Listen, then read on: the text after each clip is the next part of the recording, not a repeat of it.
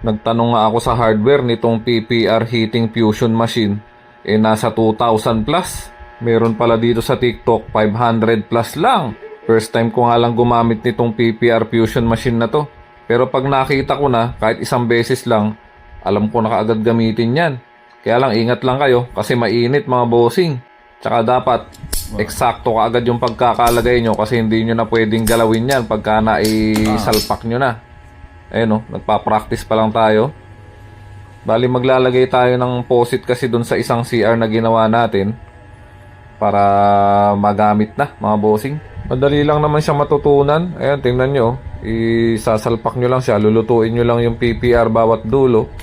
Pagluto na, isasalpak nyo lang. Ganun lang. Ang maganda dito sa PPR talaga, walang singaw.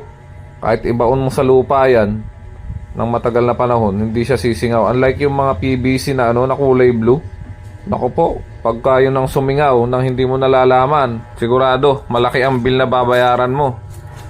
Basically yung kasi ang mindset ng iba, mura lang tong PVC na kulay blue yun lang ang budget ko Ang di nila alam, pagka yun ang sumingaw, naku po, ubos ka sa bayarin ng tubig.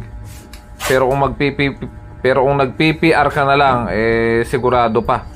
Mahal man to ng konti, pero pamatagalan naman mga bossing. Kaya bumili ko nitong heating machine na to. Para ako na lang, hindi na ako mag-uupa. Pero kung kayo, talagang kumukontrata kayo ng mga ganitong mga pipings, mag-invest kayo sa ganitong tool mga bossing. Nasa 500 plus lang naman.